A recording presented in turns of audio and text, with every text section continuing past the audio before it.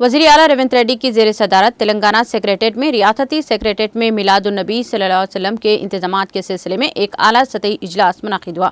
इजलास में रियासती उज़रा पुनम प्रभाकर रेड्डी, श्रीधर बाबू, मुशीर हुकूमत तेलंगाना मोहम्मद अली शब्बीर, चीफ सेक्रेटरी शांति कुमारी, चेयरमैन वक्फ बोर्ड सैयद अजमतुल्लाह हुसैनी, मजलिस फ्लोर लीडर अकबरुद्दीन अवैसी, मजलिस अरकान असम्बली मीर जुल्फ़िकार अली, मजलिस अरकान कानूनसाज कौंसल रियाजुल हसन अफंदी और मिर्जा रहमत बेग, मेयर गदवाल, विजयलक्ष्मी, मरकजी मिलाद कमेटी के जिम्मेदारान के अलावा दीगर मुस्लिम सरकर्दा शख्सियात ने शिरकत की।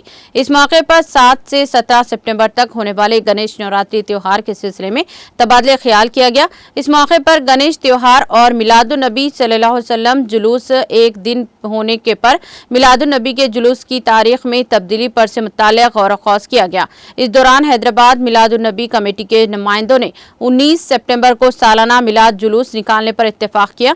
ये फैसला शहर में सालाना गणेश चतुर्थी के तक़रीबात में जुलूस को टकराव से बचने के लिए किया गया है।